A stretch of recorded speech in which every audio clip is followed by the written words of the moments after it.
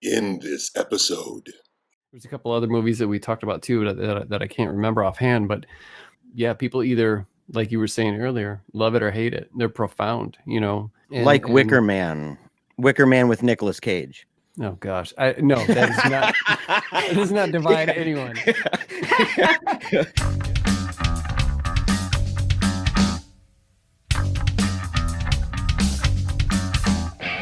Welcome. You're listening to PaleoCheeze Podcast, episode 15, part 1, with Michael David Wilson. Hello, I'm Jeremiah Bannister. And I'm Chad Lutsky. And you're listening to PaleoCheeze Podcast, part of the Project Entertainment Network. We're the podcast where a seasoned horror veteran holds the white-knuckled hand of a horror newbie, that's me, as they explore the genre together, film by film. And Chad, buddy, we've got a guest today, man. One of your boys. Yes, we do. Mr. Michael David Wilson. He's a publisher and author and co-host of one of the best podcasts out there, which is This Is Horror. So, Michael, thanks for hanging out with us, man. It's an absolute pleasure. Thank you for inviting me. I'm excited to chat with you both. I've, of course, spoken to you a few times on This Is Horror. We had the big long form conversation where we spoke about all those life lessons and all that good stuff. And we did a self-publishing special with David Moody. And then hot off the press, the most recent episode at the time of recording, you won a This Is Horror Award, Novella of the Year for the Pale White. And so we recorded a little bit for that. It's interesting because when Bob Pastorella was on your show, you were talking about the awards from the previous year, and you were kind of joking around like, oh, Betty Rocksteady won Novella of the Year, but I was on the ballot. And now, fast forward, well, you've won it. So who's laughing now, Rocksteady? Yeah, that's right, Betty. Take that. Yeah. No, she's a great writer. Yeah, definitely. That's pretty cool. It's an honor to have you on here, and a little intimidating, man. You're like the guru of podcasts. With you guys are what? How many episodes are you in so far? Like 300? Is it 300? Over 300? Yeah, I feel a little bit nerdy to be able to tell you we're at 362. So I've got that shit memorized, but. Well, it's been a pretty wild ride. It's been 7 years, 362 episodes, and then that's not including the on-camera off-record video cast, which is about 40 episodes. We've got Story Unboxed, that's about 14 episodes, and a lot of patrons only Q&A sessions. That must be 30 or 40 as well. So we're quite used to podcasting. We've racked them up over the years, and even though I say 360 plus in 7 years, the first 2 years we were only putting out on average one podcast per month, so we were really easing in. So it's the previous 5 years that have been, we are really ramping it up a gear now, because it's at least one episode per week, and then a number of weeks where there are 2 episodes per week. So it's intense, but we're having fun. Yeah, and for those who don't know, I mean, who haven't checked out This Is Horror yet, which I can't imagine that they would be listening to this before you, but the format that you guys, and I brought this up before on your show, I think I brought it up on this show when I'm talking about the format that you guys have. I find it so interesting that, first of all, it's one of the best, if not the best, interview podcasts out there. If you want to get to know authors, people like, I know you guys have had Lansdale on there, and Mellerman, and all of the like big, the ones that are like big, but steps below like King or Kuntz or McCammon or something like that. But you do have somebody else coming on, and if we can talk about it for a second, I don't know if you can mention it, but I did want to say that. But the format that you guys have, that you ask the same exact question for your first question for every guest, and it turns into a great. It just on paper it sounds like it maybe wouldn't work, but the question, because when you're doing interviews and you get asked the same question, you kind of get tired of hearing yourself talk and giving the same answers, but the question that you guys ask about life lessons really gives a variety of answers, and those answers can last anywhere from 5 to 20 minutes of somebody, going deep. And that's why the first time I was on there, I was so familiar. I decided I'm going to go deep, like right off the bat, and give them something that has nothing to do with. I don't think we started talking about writing until 45 minutes in or something. I love it. Yeah, you have to say the question. What's you that? have to say the question. You have to say the question. Though. Yeah. We'll have Michael say it. He said it 362 times. Yeah. So I mean, the question will be some variant of. So to begin, let's talk about some of your early life lessons growing up. And it's pretty much always said in that kind of cadence and with that rhythm as well. So it's not only the same question, but the same tone, the same pace. But I say it every time. I don't just put an audio clip in. So it is me repeating. Yeah. But I will say that, so if people who are a guest on the show are very familiar with the format, then of course they know that is coming. But if there are guests who aren't as familiar, it can sometimes stump them, particularly if they think, hang on, I thought we were just talking about my new book. And it's like, well, for 2.5 hours? I mean, it's very optimistic, but no, this is your life. But because of that, and because I think with This Is Horror, my job is to catch the guests looking good. It's to really highlight their strengths. It's also to impart writing lessons and life lessons to the listeners. So I obviously don't want the author to be stumped right out the gate. And also we want to create this rapport so that anything can be on the table. And so we can go personal, we can go to dark places if that's the direction that the conversation wants to go.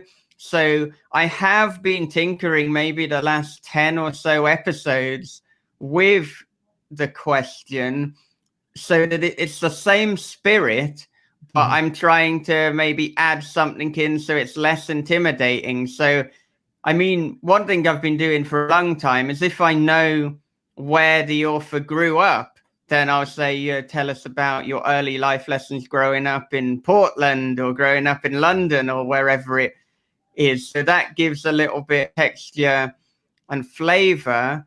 But I do research the guest a hell of a lot, and I'll often find out things and they're like, how the hell do you know? And it's like, look at that camera in the corner. That was my experience on there. I think you brought something up about me being getting in lots of trouble and ending up on probation at the age of 12. And I was like, whoa, what?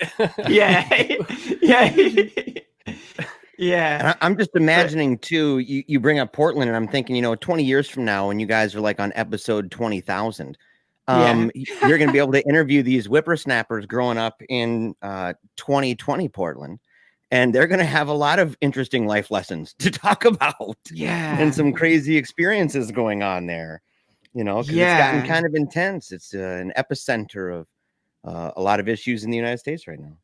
So it's just it's interesting to imagine like how that will change even over time, and of course with each person it's different, but to see like and say, well, what would it be like in Seattle of 1989 or 1992, in the heyday of kind of alternative rock and stuff like that, or, whatever, in different cities that are kind of going through different phases that in the timeline of humankind that it stands out for that reason, and that someone lived through that, not just in an abstract way or culture at large way, but in a way that says that's actually my home. I lived there.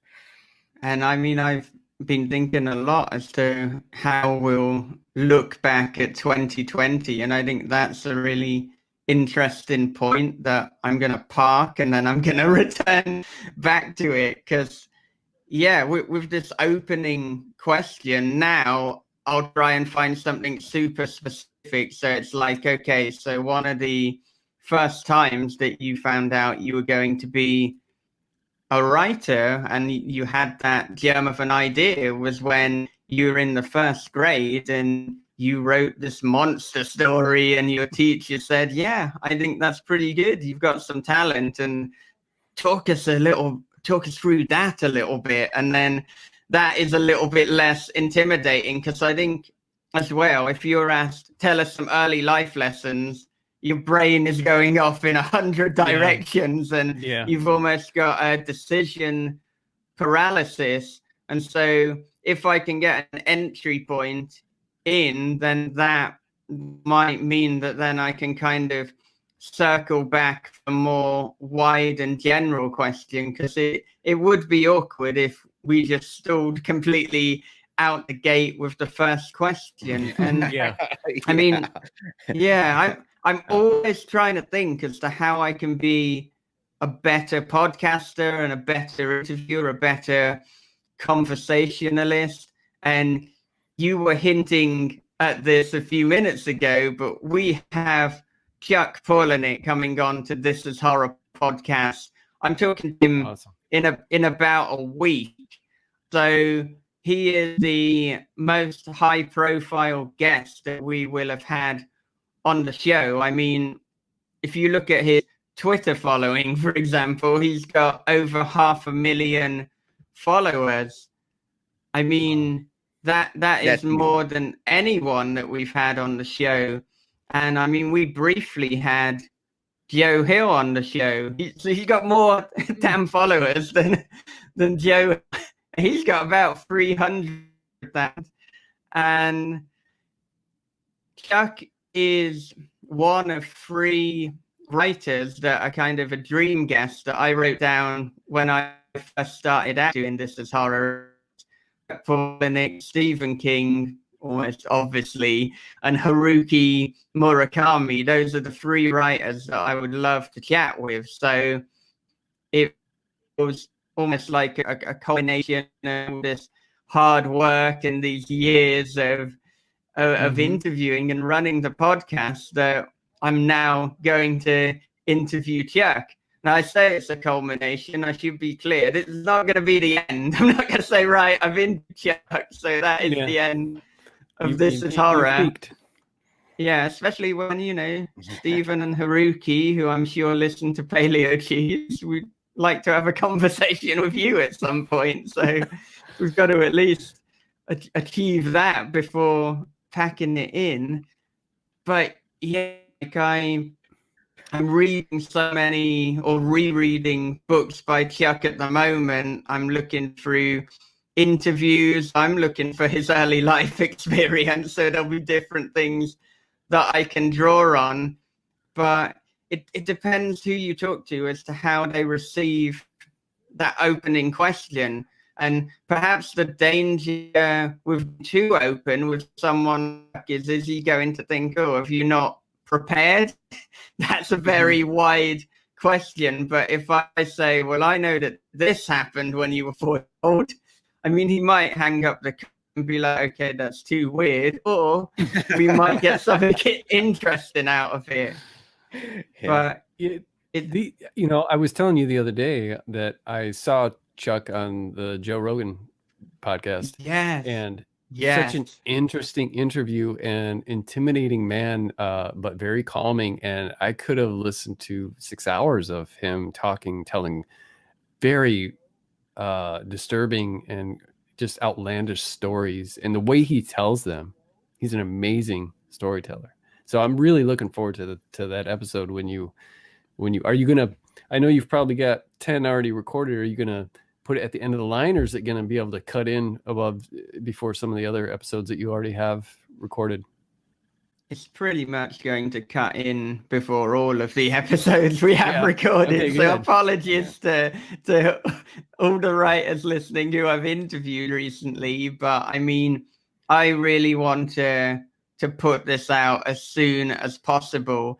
So we'll be talking to him in about a week. But about a week after that, he's got his new book coming out.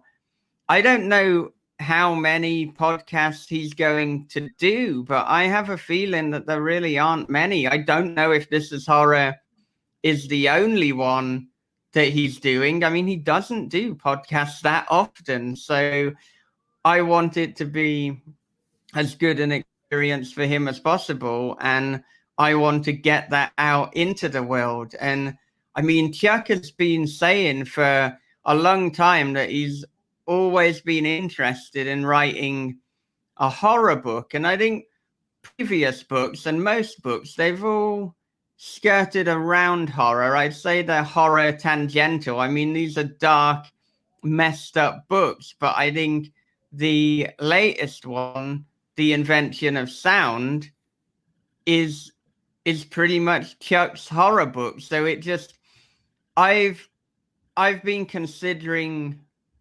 opening up an invitation for Chuck to be on the horror for a long time now.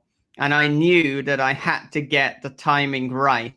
Mm-hmm. And I considered reaching out to him when he put his On Writing book out earlier this year, titled Consider This.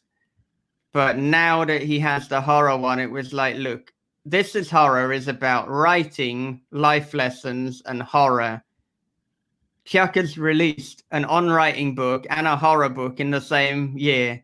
This is the time to strike. So I threw out my shot. I got in contact and I landed. And it was so surreal getting an email from Chuck. And at the time, I had just recorded a podcast with Bob. And so we're just chatting afterwards. And I'm like, Bob, stop everything. And he's probably like, well, I'm sitting here in front of a microphone. I wasn't doing a lot, but okay. I was like, I just got an email from Chuck Palahniuk, and I'm like, I was shaking, but shaking with like excitement and adrenaline, like really positive shaking, like, whoa, this is going down. And it feels really gratifying, and it just gives me a boost of confidence. It's like, well, if I can get Chuck on the show, I mean, as silly as it sounds, it's almost like theoretically I can get anyone on the show. And I mean, I've kind of had that attitude for a while anyway. I think, don't self-reject. I mean, John Langan says that about fiction and about short stories. So don't decide, oh, I'm not going to send it to this publication because I don't think I'm good enough. It's like you send the story out, and in this case, you send the email or you contact the publicist and you ask if that person can come on the show. And I mean, I've done that, and often it lands very positive results. Sometimes they'll say no, they can't do it, or the publicist will say they're not doing interviews at the moment, and that's fine. And that's still a connection. It might be that they then later in their career think, actually, I'd like to do a podcast interview. They remember that I reached out, and then they get in contact with me. So I mean, the big takeaway for people is not to self-reject. And if you're wondering, you know, how do I get X, Y, and Z on the show?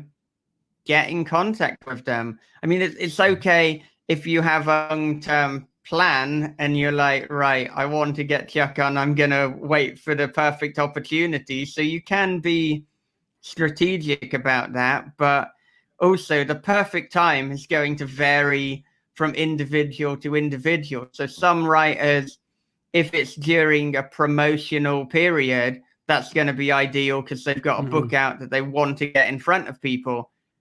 But actually, you'd be surprised at the amount of times you might be able to catch them when they wrote a book 6 months ago. The next one is in 6 months because nobody's asking them to come on the show. So suddenly you have access, for want of a better word, to these writers who maybe they'd be too busy to come on your show beforehand. It's like not asking the really hot chick at the school to dance because you're so intimidating, or because you're so intimidated by her, and so therefore nobody asks her. Yeah.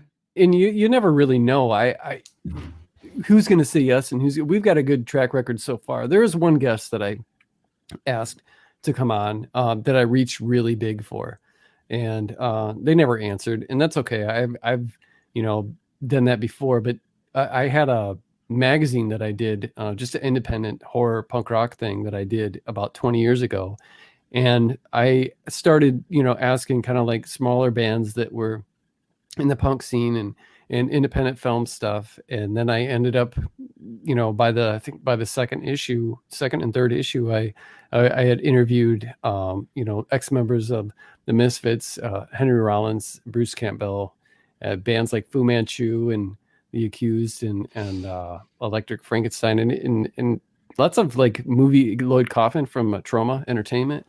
And it was a blast. And I was surprised at how many people were like, sure, yeah, I'll do that. And you never know. And this was when the internet was, the internet was there, but it wasn't quite like it is now. More people are even more, reachable now. When you first started talking about the issue of a track record, you said, we've got a pretty good track record, with this. We were just talking about hot women, and I thought, is that what he's talking about? Like, we're pretty good, but obviously, we got groupies and stuff. But it made me think, gosh. And I said, self-rejection, that's totally for real, man. I think it's paralyzing to so many people, including myself, for a long time. And in fact, it's funny, we I don't want to get into a lot of detail about what happened before the show, but let's just say that it is a wigwam filled to overflowing with ridiculousness on my part, a lot of technical difficulties and stuff like that. But the whole reason that even happened, that cascading, terrible avalanche of difficulties, is because I'm actually getting over some of that self-rejection, right? And saying like, I don't know if I should make videos, or I don't know about blogging, and getting back into it. I used to do it all the time. I did radio. And so I did all that stuff. And for a long time, and I don't even know what it was that made it that way, that kind of made me start thinking differently about myself. And some of that might be good. People who've known me for a long time might be like, he's not as arrogant as he used to be. But it's so there's pros and cons with this, on the one hand, I think I'm a better man. And yet on the other hand, some of those things that, the ways that I am now, right. And the person that I am now doesn't have that kind of bravado, that braggadocious dynamic, to my personality, which kind of fueled me being like, I'm going out and I'm a fighter. I'm going and I'm going to write, and make videos like crazy and all this stuff. And finally, my wife, we actually talked. This is probably just a couple months ago, and saying like, look, you got all these really cool things going. You got people reaching out to you, wanting you to be involved with making videos on different topics and writing blogs. And you got a publisher that's currently an editorial board that's reviewing the book to see if they want to publish it. And, you need to step up to the plate. You're good at this, and you need to kind of have a little bit, don't fall back into that whole braggadocious thing. Don't do that. That's a shtick that you can bury, and leave it. But at the same time, have that confidence to say, look, what's the worst that's going to happen? Is they're going to say no, or that somebody might not like it and say, well, I don't like this video as much, or I don't like this blog as much, or this book as much, whatever it is, and say, that happens. That's part of the territory. It's literally part of the game. And, it'd be amazing to see somebody who's like, I have zero negative reactions to any of my posts and videos and podcasts. Everybody loves them, cranking it up to 11 every episode. It's so fake. And so it's been something to hear, you talking about that, and not to cut yourself short. And it's a lesson not only that I've learned, and you guys have learned too, different phases Would of you your say own it's lives. a life lesson? It is a life lesson. And dude, it's funny. It is a life lesson. But I'll tell you, a life lesson, because I'm getting back into this and I've started writing again. One of my posts this week was about a life lesson and how I learned as a kid to kind of, and it plays into even what I'm saying here, to trust and to have that sense of security that you can trust enough to let go. Because we're talking about my dad on a motorcycle and a Goldwing when I was a kid, a 1981 Goldwing, and how I used to have my arms, wrapped around him real tight, and I'd have my helmet on, and I'd be, just white knuckled, super scared, almost as scared as watching Jaws. Something scary. The shows that Chad forces me to watch that I'm enduring because I'm terrified, traumatized, in fact. But I would be latched onto my dad. And I remember, I talked about it. I remember the day when I finally just kind of accepted that he knows what he's doing and he knows where he's going. And the last thing on his mind is that he wants to hurt me. And for the first time, I just let go of him and I spread my arms out like a bald eagle, man. And Pennsylvania roads, just cruising by, and just closed my eyes and smiled at the sun and just hearing that wind on the outside of the helmet and stuff. Anyway, see, it made me think about that. So yeah, man, we're not even on your show and you're making us think about life lessons as kids. You got this magic to you, Michael. Yeah, like people have, well, I was going to say joked, but they might in fact be being serious that anytime I guest on a show, I unwittingly or perhaps a little bit wittingly start turning the tables on them or interviewing them or, getting them to open up about their early experiences. But all these shows, these are conversations. I think a conversation is more interesting than an interview. And I think really what we do on This Is Horror, it's almost a hybrid between conversation and interview, because of course we want the guests to be talking the majority of the time. So in that sense, it's more a simulated conversation because we're holding back from kind of hogging the limelight, as it were. But an interview, it's too rigid, it's too structured, there's not enough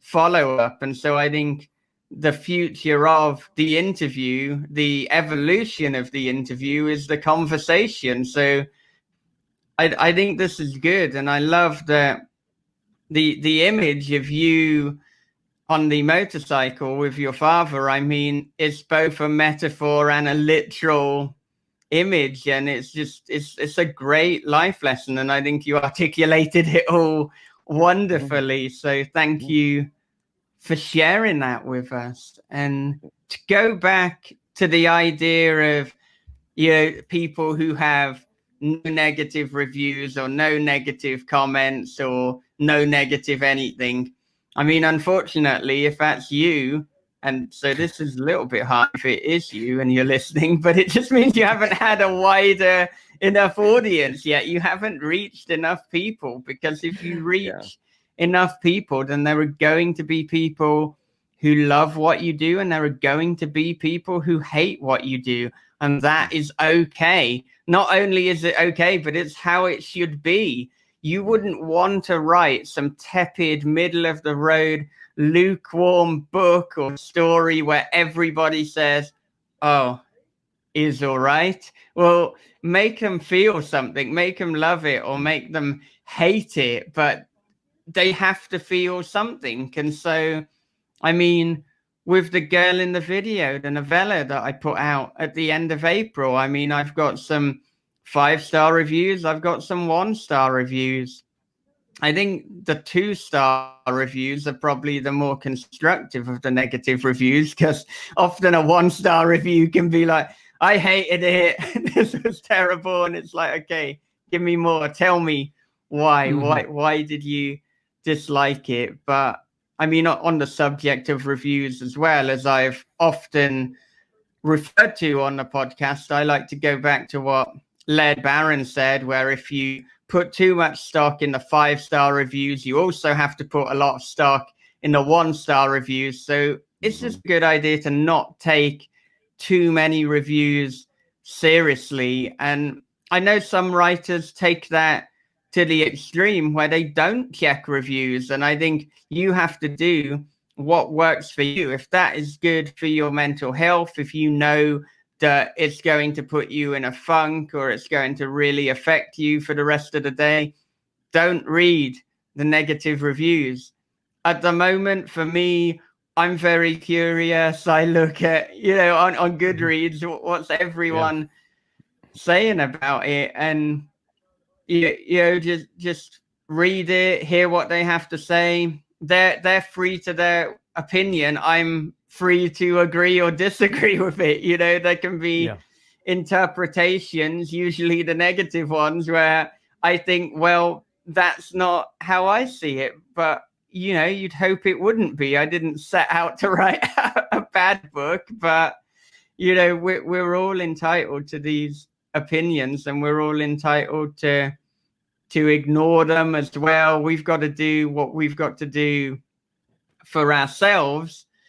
I would say, if you disagree with a negative review, don't reply. Don't have a conversation about it. Just you disagree in your head. You don't actually have that conversation, because then the negative review is completely valid and is their experience. I mean, we all have films and books where we love it and someone else we know hates it, or we hate it and other people love it. I mean, for whatever reason, there does seem to be a bit of a divide in terms of Ari Aster films, and perhaps even more so with Midsommar.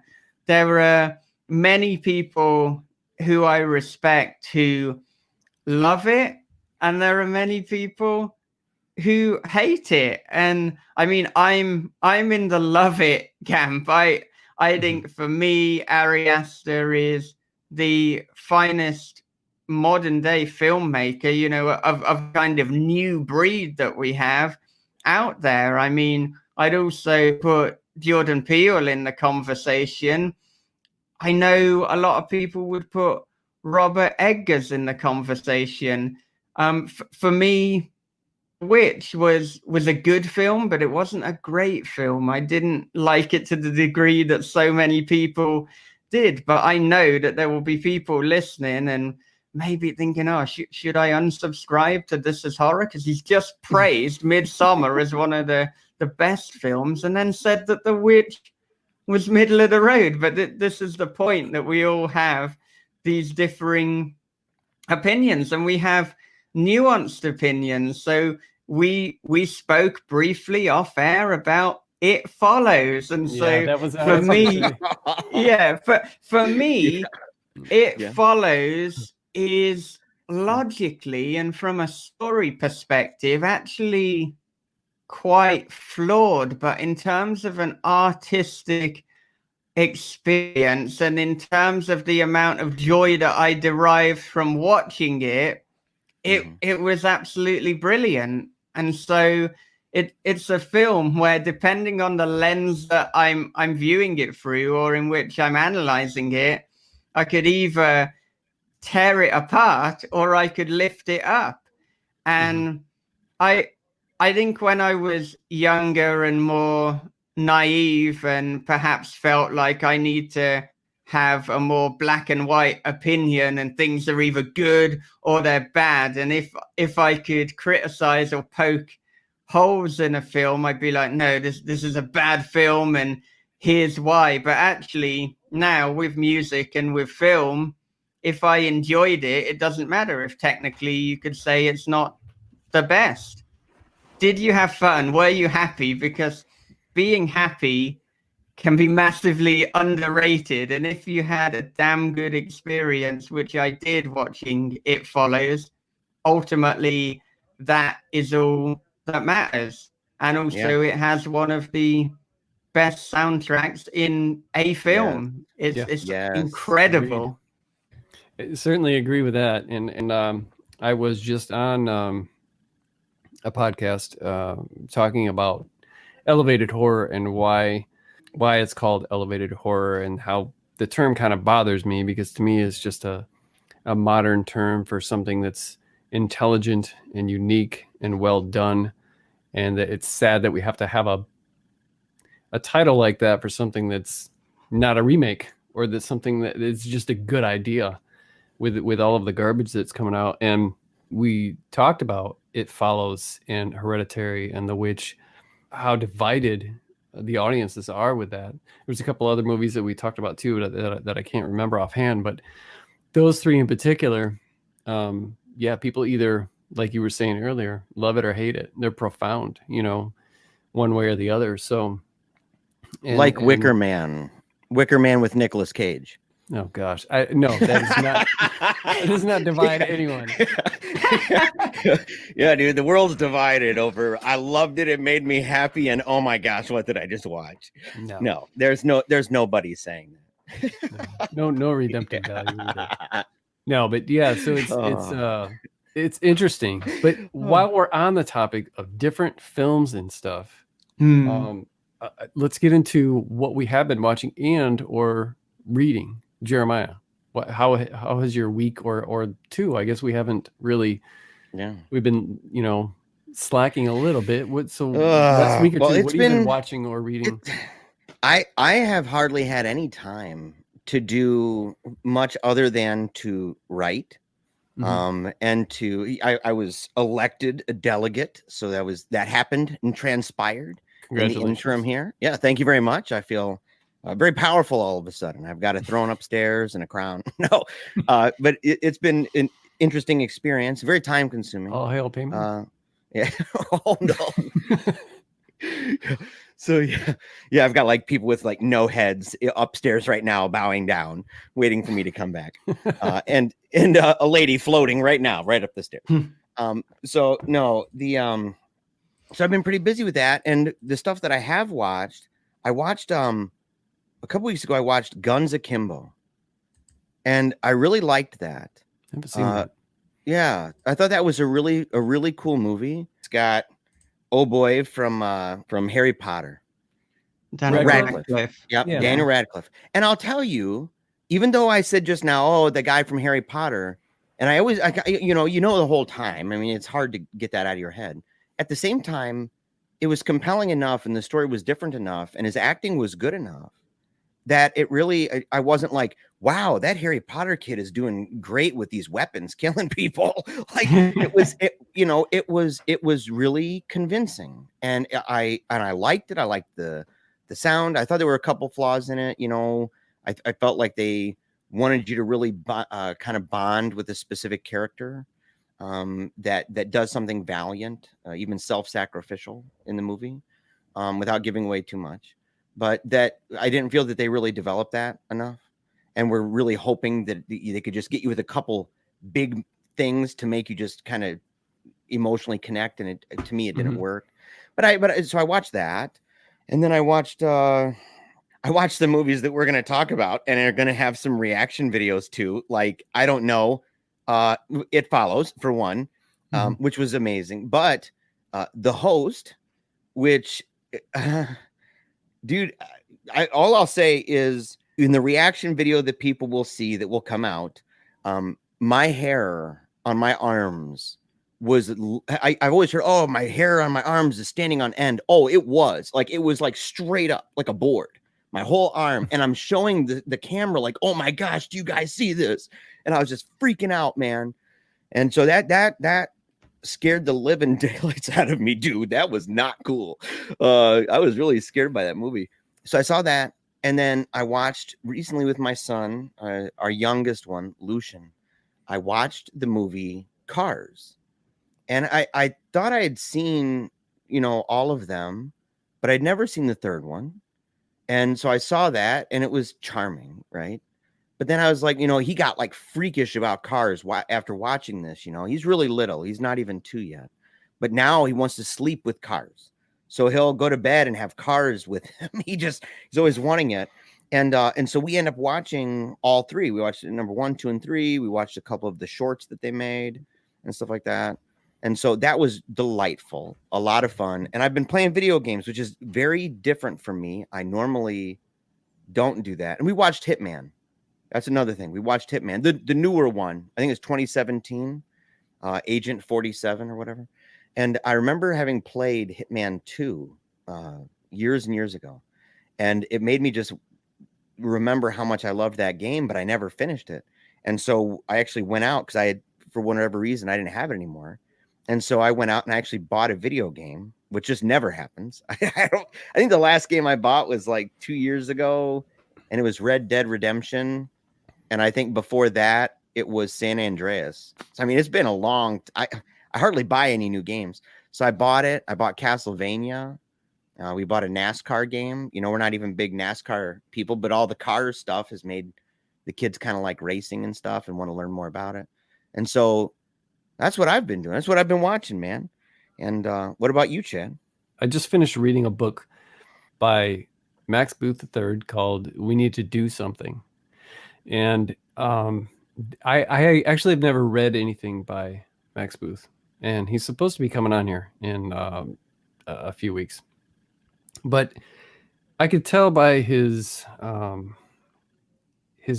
just listening to him speak on his podcast, Ghoulish. It's against the law not to say it like that, isn't it? Yeah, that's how you have to pronounce it. and you know, just his sense of humor. He's a witty dude, and I learned from a thread. You know, I don't know Max that well, but I learned from a thread or something at one point that he was into film that was like minimal characters and like even just one location. So I turned him on. I tried to turn him on to a couple of movies. One called Tape that has yes, is it Uma Thurman and Ethan Hawke? There's only like 3 people in the movie, I think, and it takes place all in a hotel room, and it's a great movie, and it's a perfect example of just like what you can do with writing like that with having minimal characters, minimal locations. Like I can't imagine that, with the exception of Ethan Hawke, paying Ethan Hawke and Uma Thurman, how much that movie probably cost. But so I did mention that movie to him, and then when I saw the synopsis for We Need to Do Something, I thought, okay, this is, first of all, it made me think of something that I would write myself or a movie that I would enjoy. So I read that. It's a short, you know, it's like a novella, I think. Really good book. Really, really good book. And did you put that out, Michael?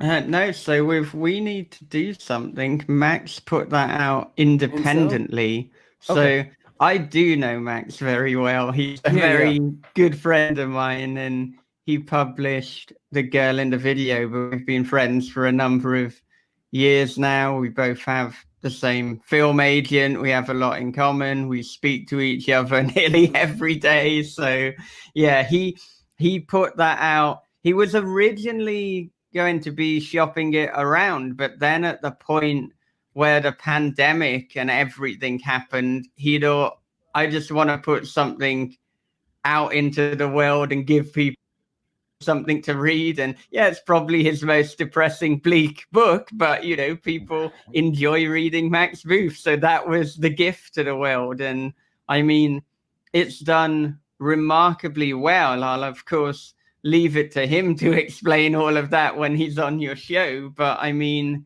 it's great that it's doing so well for him because he's a wonderful guy. He's not always had the best of luck with some of his publishers and you know, the people he's put books out with. So he put this one out on his own, and it's maybe doing the best that any book has done for him. I mean, I think his other new book, Touch the Night, is also doing very well, and that's via Cemetery Ants. But I mean, while they're both kind of nasty, dark books, in terms of length, they're the opposites. I think We Need to Do Something is amongst his shortest books, and Touch the Night is probably his longest book. It's a bit of an epic. It's more in the vein of Stephen King, Stranger Things, that kind of thing, spliced together with a hint of Texas Chainsaw Massacre,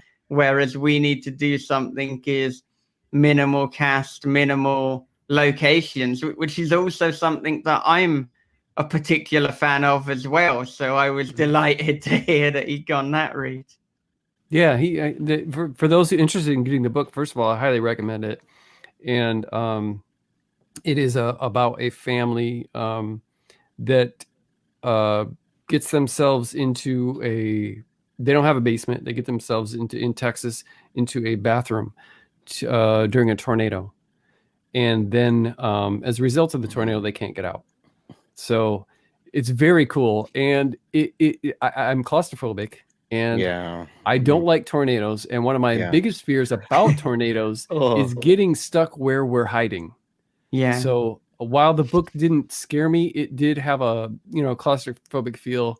It's, it's dialogue driven, character driven. He's got some great subplots going in there.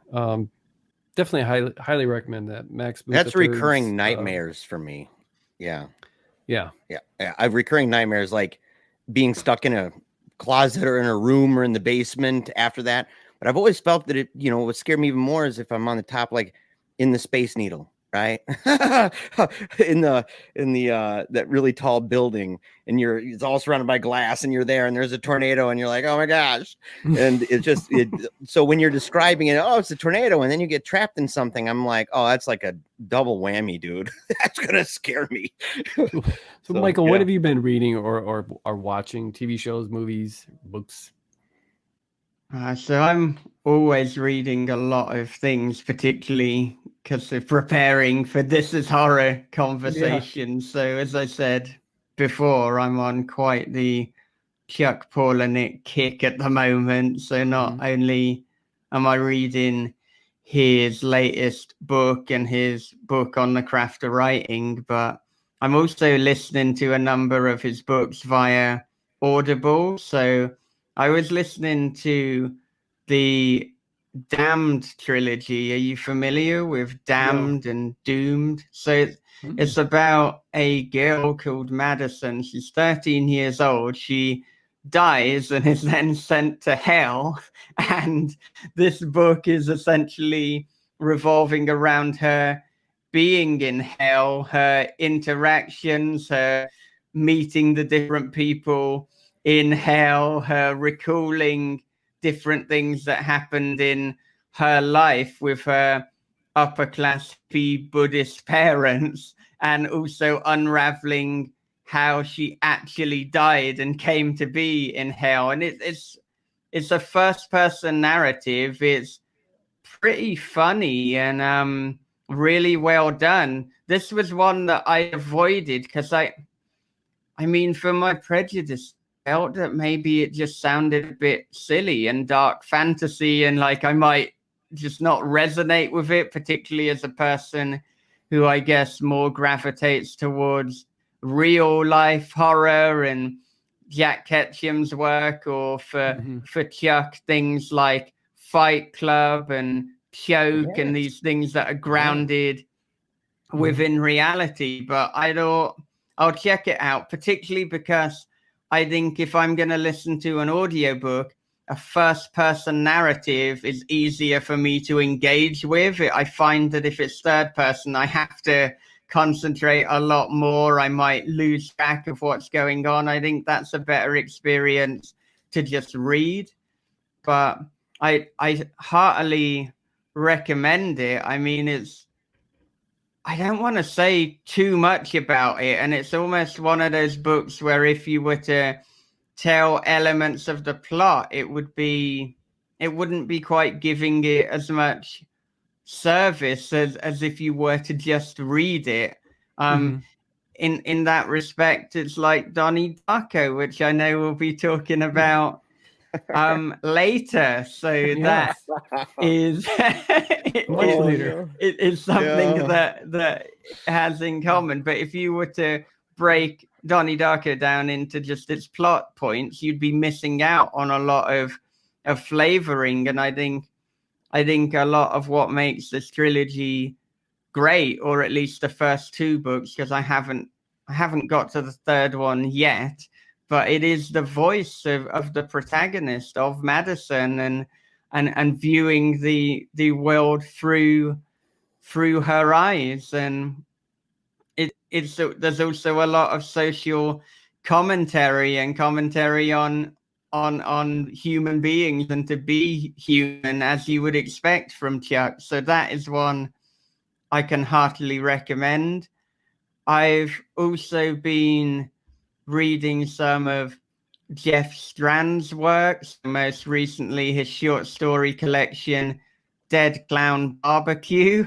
And this guy is a funny dude with a lot of laugh out loud moments, and there's almost something a little bit British humor about it. They'll understated things, or he'll just state the obvious, but he'll do it in such a funny way that it works. And I think this is another guy, much like Max, who is from the school of minimalism, and minimalism is something that I'm interested in, and I'm interested in dialogue heavy work. So it was interesting in Chuck's On Writing book where he actually said that he feels that dialogue is the least effective way to kind of convey a story and to go from one plot point to the other. And I thought, interesting. It's a matter of opinion. I mean, it's vanilla and chocolate. I did think about that a little bit, and because that's such a strong feature of my fiction, and I thought maybe it is, maybe it isn't. But even if dialogue is the poor man's way of telling story, it's also something I really enjoy as both a reader and a writer. And I guess to take it back to music, I mean, if you really enjoyed hardcore or punk, and I know that you enjoy a lot of punk, and then someone were to say, oh, well, technical death metal is more complicated, punk is the lowest form of music, or what, I don't know what they'd say, because I don't agree with that. And you could be like, well, yeah, maybe there is more technical stuff that you have to do in technical death metal. The clue is in the name, but I can still actually enjoy punk more than I do that, just because you've, in inverted commas, proven that it was more difficult. It doesn't mean that I necessarily enjoy it as much. So I think the lesson here is to do what you enjoy and what lights you up. And obviously there's an audience for dialogue heavy stuff, or it wouldn't exist. There wouldn't be people giving it 5-star reviews. And I do think that it's dangerous to make these complicated statements and these absolute statements. And I'm sure that I am taking a point, and I'm probably turning it into something more black and white than how it was intended in the text. So I apologize for that, Jack, if you're listening. But I think that there is a danger when, as a reader, we read an opinion and we take it as an absolute. And that's how, particularly if you're inexperienced or you're a writer starting out, you can be really discouraged. I mean, during my creative writing course, there was a lecturer who said that some of the pulpy horror that I was reading, he was like, this isn't good. You need to read these higher forms of literature. Here are a list of writers that you should read. And I did read them, and actually I got a lot out of them. So that part was really positive. But what was really dangerous was effectively saying, you know, all the pulp that you enjoyed as a teenager, yeah, that's crap. And it's confusing, because it's like, well, I enjoyed that. Was my enjoyment not real? Was I stupid for enjoying it? And no, you enjoy what you enjoy, and don't let people tell you it's a lower art form or that your enjoyment is invalid, because it's wrong. Yeah, I wholeheartedly agree. It reminds me of something. When I was looking you up, man, I went to your website. I saw these really cool vintage books, right? Your kind of wallpaper. And it said something like, Infierno de un Angel or something like that, right? And there are these books, and I was like, well, I wonder what this is. I looked it up. I was like, maybe it's Inferno. Like, maybe that's what it is. Maybe it's just in Italian or something. I don't know. And I looked it up, and it came up with this thing called Tremolo. And I'm like, oh, well, there's a video for this thing called Tremolo. And I'm like, I clicked on it, and it's this music. I think it's Mexican. I said, I don't think that is anything close to it. And I didn't enjoy that, but I thought, I bet there's a lot of people. I looked at the numbers, and I was quite impressed, in fact, by that. And I said, hey, man, I said, there's some people.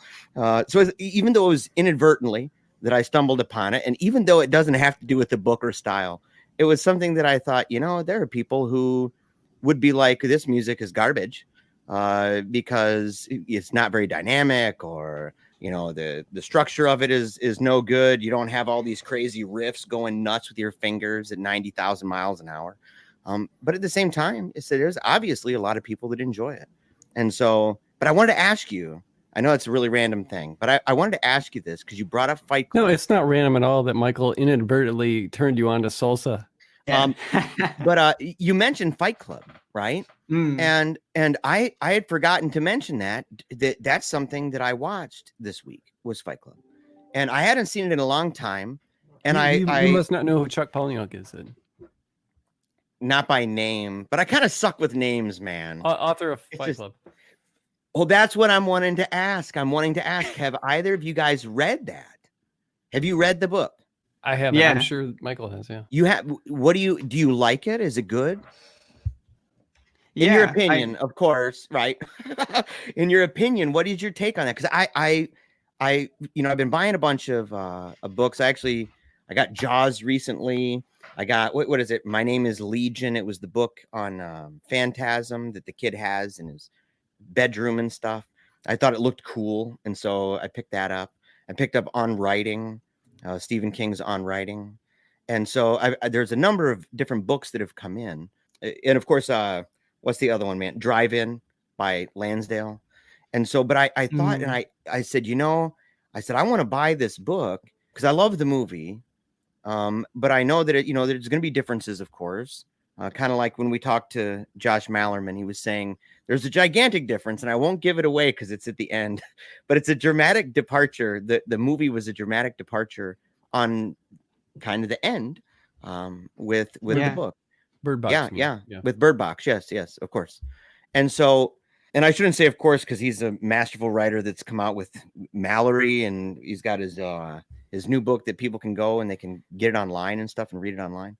And so, but I have Fight Club in my Amazon Prime cart, and I'm on that edge, and I said, man, I think I just want to just go through it and just get this bugger. And so when you mentioned it, I thought I'd ask if you'd read it and what you thought about it. So, I mean, I have read it. I haven't reread it as part of my Palahniuk binge yet, so it's not really fresh in my mind. Although I have recently rewatched the film as well. So that's a film we've both watched recently. Maybe that's going to be cut out. But I got to come back. I was just going to make a confession that might lose me some points because we've been talking about Chuck all night long, and I have actually never read him. I've seen Fight Club, and I own one of Chuck's books called, it's the one that looks like it has a ghost on the cover. Haunted. I have that. Yeah. But I'm fascinated by the man and his storytelling, like I said, in interviews. And when I saw his interview on Joe Rogan, I was like, I have to get, because the stuff that he was talking about in there it's like something that Ketchum would write about. And I love Ketchum, and so it just the haunting stories he was telling, disturbing stuff. And so, but yeah, that's my confession. I've never actually read him. Yeah. We've lost about 30 of our subscribers on YouTube, Chad, over this. All of them then? All, which would be, we have 30. So, they're all gone, Chad. Everyone, they're like, screw you, buddy. It's over. I'm done. At least I know that he wrote Fight Club. Yeah, at least you knew that. That's right. Oh, Yeah. So the short answer is that you should absolutely buy Fight Club. That is the big kind of take home headline. So I think as soon as we're done with this, it's in your cart right away. Just buy it. Pull the trigger, man. Nothing more to think about. But of course there are differences. It's a kind of experimental narrative and storytelling style, but it is one of his most effective works. I mean, there's a reason why it's so popular. And so, I mean, I'd certainly put it in my favorite books by him.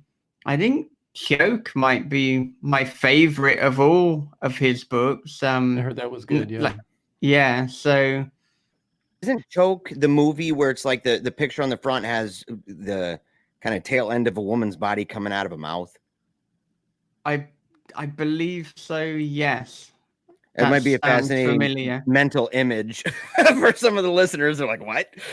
Yeah, but no, I think I have the movie upstairs, and I think it was in one of those libraries where it's outside people's homes. They got these little kind of almost like birdhouses with books in them, and it's like a bird box. But so I went there. This is such a terrible joke, but I think it was in there, and I saw it, and I thought, that looks kind of scandalous. I might need to just take that home. So I think I took it home and said, but I'm excited, man. So you know what? I am going to do that. I'm going to do that with a great deal of urgency. I'll probably end up purchasing it at the same time that I watch Donnie Darko. Yeah, you better hurry. You got about 15 minutes. So you've admitted on air then perhaps what's gone on, or is that being cut out? It's funny because there were multiple times in this episode where we've been laughing, and it's like an inside joke. Like, people don't know, we admitted that, there was a bunch of problems, right? This terrible thing. Yeah. And I'll just lay it out there, man, is that I was supposed to watch Donnie Darko. In fact, I selected Donnie Darko to watch. And so Chad brought up the 3 movies, and I was like, oh, dude, yeah, Donnie Darko for sure. And today comes by. A couple days ago, we're watching TV, and we're watching a movie, the kids and I, and we're going through different movies, and they saw Donnie Darko, and they said, hey, isn't that the movie you're supposed to watch for PaleoCheeze? And for some reason, I just said, no. I said, oh, no, that's a Scanner Darkly.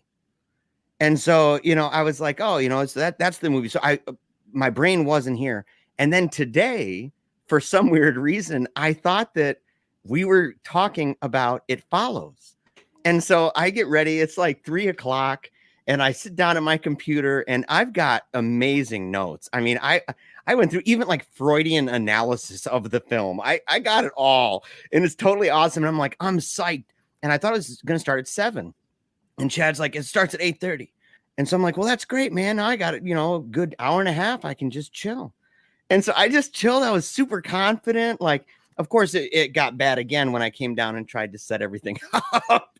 That was another story, but yeah. And so we get on, and I'm like, yeah. And they say, hey, we're going to talk about Donnie Darko. And this is like 20 minutes into the pre-show where we're just talking. And they say it, and my eyes, it's like the closest experience, Chad, that I've had doing this show where something like that happened. Lansdale. Yes, dude. 20 minutes in, 25 minutes in, and I realized that I had not pushed record. And we'd been talking, and Chad told this like really personal story about his dad and like how he connected with Lansdale's work, and I notice it on my end. And my eyes, Lansdale's talking me up. I had to cut in. I had to interrupt him because he's on a roll. I mean, he can just go forever. Yeah. Yeah. And so he's a mile a minute. And I'm like, and I'm just trying to interrupt to get in there. And then not only do I have to interrupt, like hard stop everything, just put my hand out, but then I have to say, guys, it's not recorded at all. So that's the closest thing. So right before the show, and I'm glad somebody said something, Otherwise, man, like we would have been into this. Funny. That would have been funny. Oh my gosh. Well, yeah, yeah. It would have been hilarious. You know, I'd have been like, oh. And so I had another thing to talk about, but because we've been going on for so long and we've had some good conversation, I don't want to keep Michael, just save it for another podcast. Yeah. But so here's where we say, so shall we start talking about Donnie Darko? Dude, absolutely. We absolutely need to talk about it right now. And people, and it will connect by the magic of editing. And it will be as if I never made a mistake at all. All right. So here we go. We're going to talk about Donnie Follows. Let's do this.